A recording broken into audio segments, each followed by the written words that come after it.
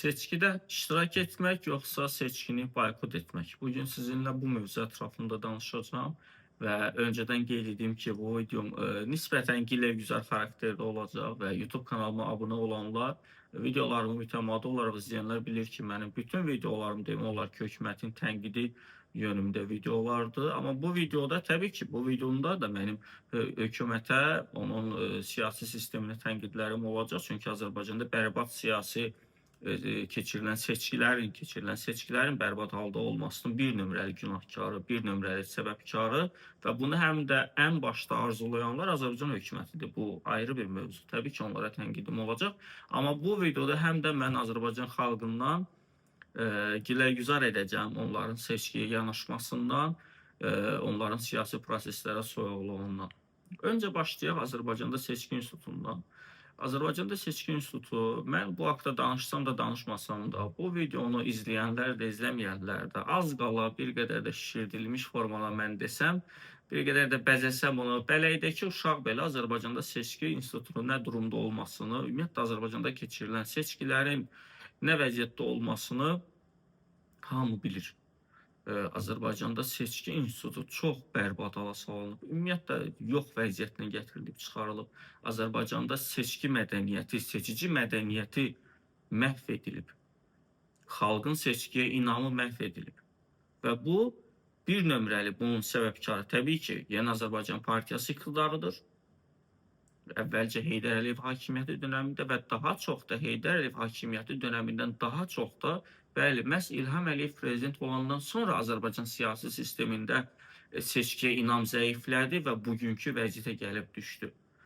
Diqqət edin, mən əvvəlcə zəiflədi dedim, çünki 2003 proseslərindən sonra seçkiyə inam zəifləmişdi, 2005-dən sonra zəifləmişdi və indi il 2026 və ölkədə sonuncu dəfə seçki keçirilib 2025-ci ildə bələdiyyə seçkiləri.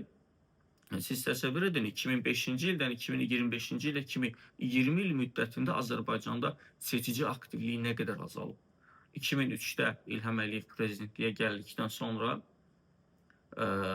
meydanda, Azadlıq meydanında insanlara divan tutulandan sonra o etiraz mitingi, seçki sonrası etiraz mitingi, bunu xüsusi mən vurğulayıram. İndi bir qədər danışandan sonra siz biləcəksiniz ki, mən niyə bu ifadəyə xüsusi vurğuladım. Qoydum ki, seçki sonrası etiraz mitinginə az qala divan tutulmuşdu meydanda. İnsanlara nə qədər əziyyət verilmişdi, insanlar döyülmüşdü, insanlar söyülmüşdü, nə qədər insan saxlanılmışdı, minlərlə insan saxlanılmışdı, yüzlərlə insan həbs olundu.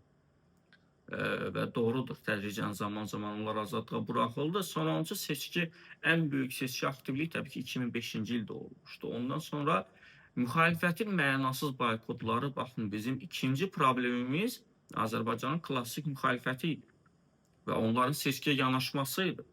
Siz təsəvvür edin, ümumiyyətlə Azərbaycanda seçkinin boykot taktikası çoxları elə bilir ki 2008-ci ildən etibarən başlayıb. 2008, sonra 2015, 2018-ci il prezident seçkiləri, xüsusilə də daha çox prezident seçkilərini boykot edirlər. Nəyəsə görə Azərbaycan müxalifəti sanki İlham Əliyevə rəqib olmaq istəmir. O meydanda təsəvvür edin, 1998-ci ildə Heydər Əliyevin ikinci dönəm prezident seçkiləri vaxtı idi. Olacaq ikinci dönəm prezident olacağı üçün seçkiləri idi təbii ki. Elçibəy 97-ci ilin payızında Naxçıvandan Bakıya gəlir və həmin dövrdə reputasiyası yüksək olan iki əsas siyasətçi var idi, İsa Qəmbər və Etibar Məmmədov. İsa Qəmbər, Etibar Məmmədov təbii ki, ümumiyyətlə Azərbaycan Xalq Cəbhəsi hakimiyyətinə də, AXC Müsavat hakimiyyətinə də müxalif olub hələ 91-92-ci illərdə, 93-cü ildə və Etibar Məmmədov 98-ci ildə seçkilərdə iştirak etdi. Amma İsa Qəmbərin seçkidə iştirak etməsinə əngəl olan rəhmətli Elçibəy heç özü də namizəd olmadı. Və bunu həmin dövr siyasətlə məşğul olanlar, xalq hərəkatında olanlar, sonradan da cəbhə və müsavatda olanlar çox yaxşı bilir və bu danılmaz bir həqiqətdir ki, həmin dönəmlər İsa Qəmbərin nüfuzu daha yüksək idi və Əbülfəz Elçibəy nə qədər sadə, nə qədər səmimi bir insan olsa da siyasətçi kimi uğursuz idi və o prezident ola-ola paytaxtı tərk edib, həm də müharibə şəraitində olan bir ölkənin prezidenti olaraq müharibə gedən bir ölkənin prezidenti olaraq paytaxtı tərk edib, prezident iqamətgahını tərk edib, Kələkidə bir kəndə getmişdi və hökuməti təhvil vermişdi bir növ öz əli ilə Heydər Əliyevə.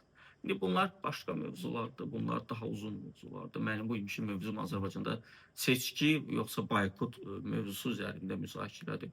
Və 98-ci ildəki mənasız bir qərarla çox hələ də bəlkə də heç kəsin dərk etməyəcəyi bir qərarla seçki boykot edildi. Və səbəb də bu göstərildi ki, güya ki, şəffaf seçkilər keçilmir. Yaxşı 98-ci ildən bəri neçə il keçib? 26 il keçib. Və bu 26 ildə güya ki, Azərbaycanda 28 ildə üzr istəyirəm.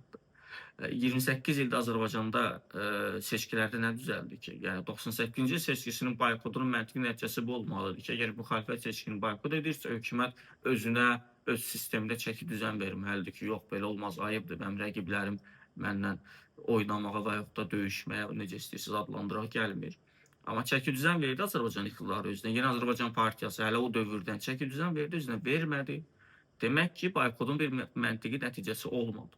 Və Heydər Əliyevi hamısı faktiki seçilmiş prezident kimi təsdiq etdi.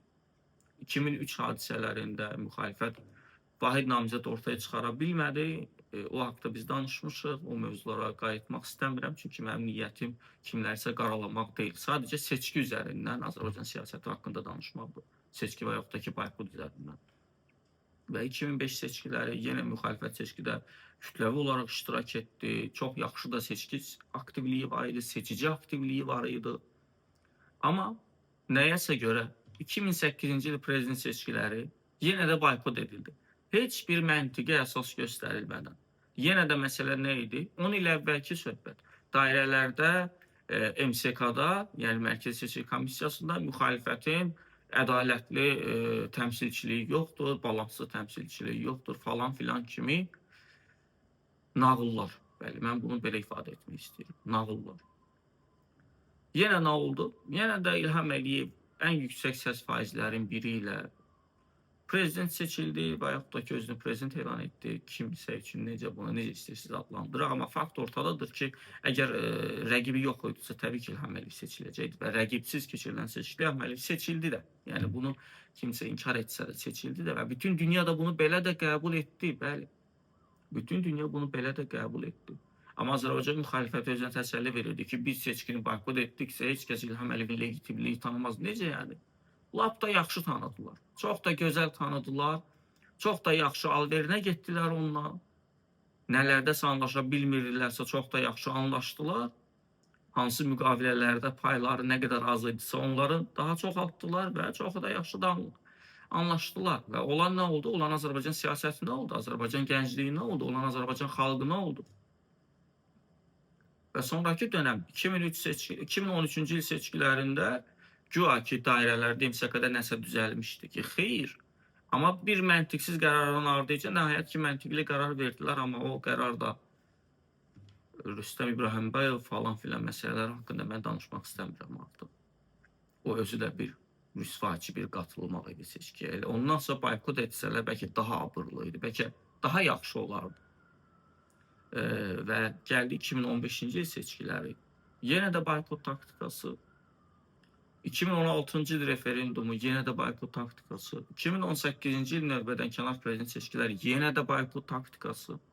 2020-ci il seçkiləri nəhayət burada artıq İlqar Məmmədovun həbsdən çıxandan sonra Real Partiyasının kütləvi seçki çağırışı nəticəsində Vətəndaş Cəmiyyəti və Real Partiyasının özü və Müsavat Partiyası da seçkilərdə iştirak etmə qərarı verdi, iştirak etdilər. Amma Azərbaycan Xalq Cəbhəsi Partiyası yenə də seçkini boykot etdi.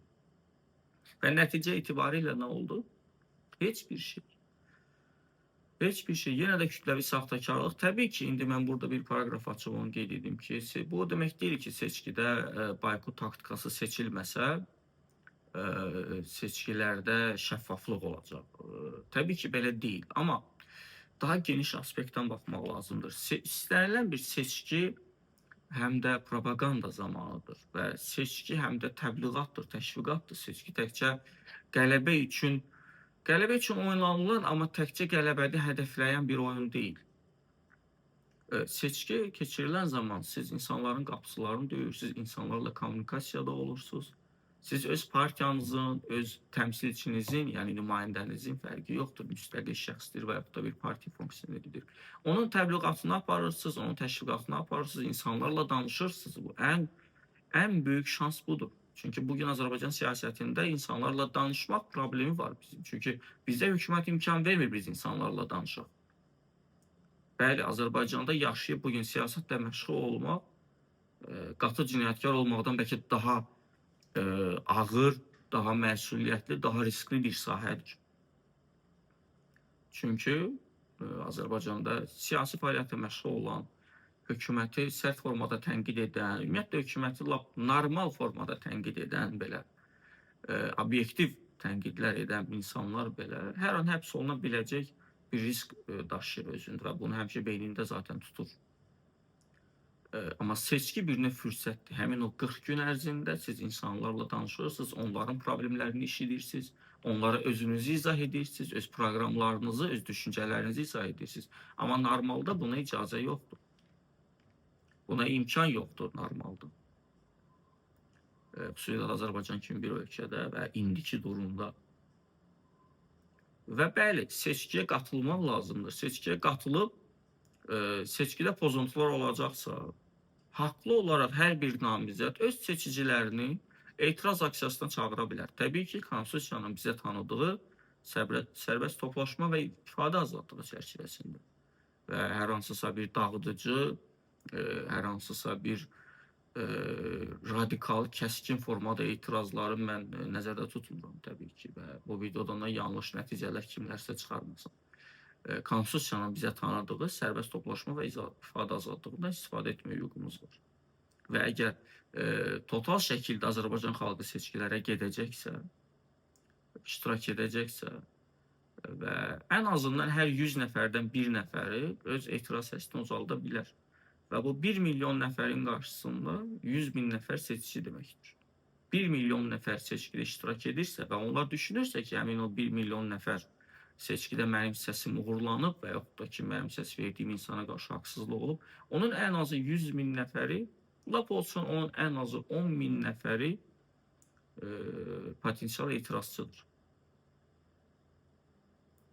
Amma Azərbaycan müxalifəti klassik müxalifəti deyək və boykot taktikasını seçənlər nə düşünür? Onlar düşünür ki, xeyr, biz seçkiyə getməməliyik, bu seçkilər zaten saxtakarlıq olacaq, bu seçkilərdə zaten şəffaflıq olmayacaq, normal seçki keçməyəcək. Biz oturmalıyıq evimizdə və seçkidə iştirak etməliyik. Bununla nə düzələcək? Düzələcək bununla ölkə və yaxud da ki, bu iqtidar yoxsa özünə çəki düzən verəcək, öz davranışlarına, öz addımlarına heç nə təbii ki olmayacaq. Və olmur da və olmayıb da 98-ci ildən bəri ən yaxşı vaxtlarınızda siz seçkini boykot etmişdiniz və ən pis vaxtlarınızda da seçkini boykot etdiniz. Yəni çox maraqlı, çox anlaşılmaz həm də bir təsadüfdür. Əgər buna təsadüf demək olarsa. Azərbaycan müxalifəti özü ən güclü vaxtında seçkini boykot etmişdir və Azərbaycan müxalifəti özü ən zəif vaxtında da seçkini boykot etdi. Onda Azərbaycan müxalifəti ümumiyyətlə seçkini boykot etməkdən danışanlar siyasətdə niyə var?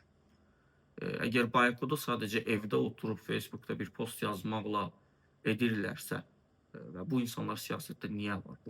Bu insanların siyasi perspektivi nə qədərdir? Siyasi olaraq hansı yerdədirlər ümumiyyətlə? Nə düşünürlər ümumiyyətlə? Mənə çox maraqlıdır bu sualların cavabları.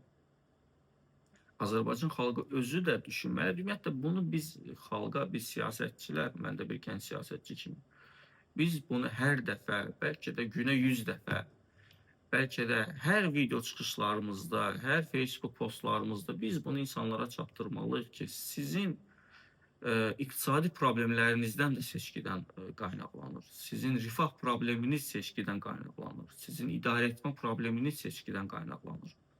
Sizin bugün həyatınızdakı çətinliklər, sizin bugün maddi problemləriniz, sizin bugün rastlaşdığınız hər gün kommunal artımlar, sizin bugün üzləşdiyiniz məmurların olsun və yaxud da ki, Azərbaycandakı bəzi deputatların olsun, vetsizliyi, səriştəsizliyi də sizin seçkiyə soyuqlaşmanızdan qaynaqlanır. Çünki siz seçkiyə getmədiyiniz təqdirdə nə baş verir? Sizə aid olan həmin o bülletin başqa birisinin adına yazılır və ora atılır. Amma siz gedib ən azından o bülleteni məşğul edə bilərsiniz. İstəyirsəniz zay edin, istəyirsəniz cırın. Bu vətəndaş olaraq sizin öz əlinizdədir bu yük. O bülleten sizə məxsusdur, vətəndaş kimi. Sizin səs haqqınızdır. Və siz də səs haqqı olan bir vətəndaş kimi səsinizə sahib çıxmalısınız. Və siz evdə oturub, əgər seçkinin saxta olacağını düşünürsünüzsə ki, haqlısınız da, mən onu inkar etmirəm, yanlış anlaşılmasın. Və sizin bülleteninizdən təbii ki, siz istifadə etmədiyiniz müddətcə sizin bülleteninizdən kimlərsə istifadə edəcək. Və bir növ siz onların əlinə oynamış olursunuz. Siz şərait yaradırsınız ki, mən evimdə oturmuşam, sən get mənim bülletenimi nə istəyirsən elə. Və onlar da təbii ki, sizin heç də bəyəndiyiniz, xoşladığınız bir insanı qaralayıb atmırlar oraya. Təbii ki, çox böyük ehtimalla bu belə olur. Amma siz gedib ən azından öz bülleteninizi istifadə etməlisiniz. Ən azı bir dəfə, ən azı bircə dəfə Azərbaycanda 6 milyona yaxın seçici, indi bunun 1 milyon nə qədər, yəqin ki, bir neçə səbəblə ölkədə olmaz, minimum rəqəm mən götürürəm. Yaxşı, deyək ki, ölkədə 4 milyon seçici var və bu 4 milyon seçicinin maksimum 1 milyonu Azərbaycan iqtidarının dəstəkçisidir. Mən ən böyük hədd götürürəm maksimum. Onlar da dəstəkçi deyil, yəni məni doğru başa düşün. Həmin o dəstəkçilər müxtəlif dövlət qurumlarında işləyənlər, məcburan seçkiyə göndərilənlər, məcburan yapa üzv edilənlər və hər bir yapçının özünün ətrafında olanlar və neft pullarından çox yaxşı gəlir götürənlər. Bunlar nə qədər böyük hesablasaq, iri rəqəmlərlə götürsək, maksimum 1 milyon nəfər ola bilər. Və yerdə qalan 3 milyon potensial etirazçıdır. Və yerdə olan 3 milyonun da minimum 1,5-2 milyonunun seçkidə iştirakı müxalif yönümlü namizədlərdən yana təbii ki iştirakı. Azərbaycanda avtomatik çox yaxşı dəyişikliklər deməkdir. Bu hansı seçkidə olacaq, prezident seçkilərində, yoxsa parlament seçkilərində, o başqa bir mövzudur, o tamamilə ayrı bir mövzudur. Amma istənilən bir seçkidə 1,5-2 milyon etirazçı kəsimin seçkidə iştirakı, mən sizə əmin edirəm ki, Azərbaycanı dəyişəcək. Azərbaycanı idarə etməsini dəyişəcək. Və hökumət buna məcbur qalacaq. Hökumət bu faktla üz-üzə qalacaq. Və Azərbaycanda kimsə insanları seçkidən soyutmağa çalışırsa, kimsə insanlara seçkini boykot etməyə təşviq edirsə, kimsə insanlara seçkiyə getməyin mənasızlığından danışırsa, bilin ki, o insan bilərək və yaxud da ki, bilməyərək Yeni Azərbaycan Partiyasının əlinə oynayır. İlham Əliyev hakimiyyətinin bilərək və yaxud da bilməyərək dəstəkçisi və yaxud da ki, xidmətçisidir. Seçki mütləqdir. Seçkidə iştirak etmək mütləqdir və hər bir insanın seçim hüququ, hər bir insanın səs haqqı müqəddəsdir. Biz hər birimiz öz səs haqqımıza sahib çıxmalıyıq.